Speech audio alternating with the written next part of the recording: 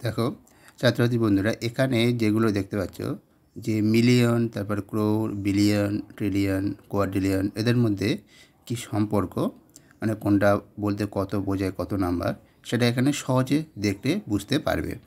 এইরকম মানে এই মিলিয়ন ট্রিলিয়নের ভিডিও একটা কিন্তু দেওয়া আছে, শর্টস ভিডিও, তারা দেখেছো, ঠিক আছে, সেখানে বিস্তারিত বলা আছে। এখানে শর্টস করে ছোট করে আরও বলে দিলাম, এটা দেখে নাও, তোমাদের আশা করি কাজে লাগবে।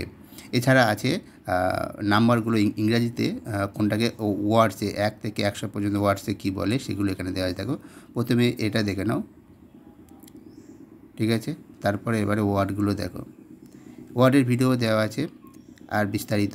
আর এখানে দেখে নাও শর্টে, এগুলো কি দেখো 1 থেকে 20 পর্যন্ত তোমাদের জানলে সব হয়ে যায়।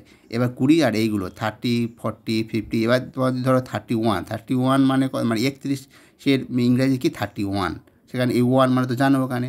আবার 40 ধরো 45 ইংরাজি কি 45, এই 40টা জানলে শুধু 5টা জানো, এভাবে কিন্তু করে দেওয়া যায়, ঠিক আছে। তাই সেই জন্য এখানে শর্টে যেগুলো বলেছি এই কোটা যদি জানা মুখস্থ করে রাখতে পারো, তাহলে 1 থেকে 100 বা তার উপরে যা তোমাকে বলবে তার তুমি ওয়ার্ডে লিখে দিতে পারবে, ঠিক আছে।